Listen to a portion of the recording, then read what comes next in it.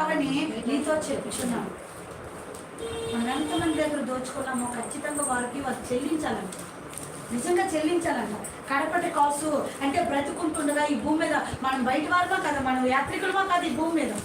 ఇది చెల్లించకుండా ఈ అక్రమార్గమైన డబ్బులు, అక్రమంగా సంపాదించిన డబ్బులు చెల్లించకపోతే ఆయన రాజ్యంలోకి అసలు రానే రామంట. మనం దేవునికి మహిమ కలుగుతుంది కాక.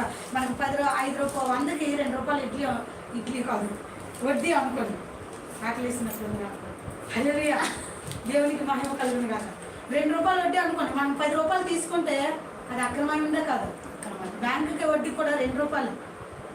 ఒక ఆమె ఒక రోజు వచ్చి మాకు కొంచెం డబ్బులు ఇవ్వాలి, ఆవిడకి ఎప్పుడు ఇచ్చామో మేము మర్చిపోయి, కానీ ఆవిడ మాత్రం డేట్లతో సహా రోజులతో సహా అన్నీ చెప్పేసి ఇంత వడ్డీ అయ్యింది ఫస్ట్ గారు మీకు ఇచ్చేస్తానంటే, అమ్మ మాకున్న శ్రమలు చాలమ్మా, మాకున్న బాధలు చాలు, మాకు వద్దమ్మా బాబు, మాకు ఇచ్చేసావు కదా, నీవు ఏదో కష్టంలో ఉన్నావని ఇచ్చావు తప్ప నీ దగ్గర రూపాయి వస్తుందని మాకొద్దు, మాకు ఇచ్చేసావు కదా, మనకి సరిపోద్దా లేదా.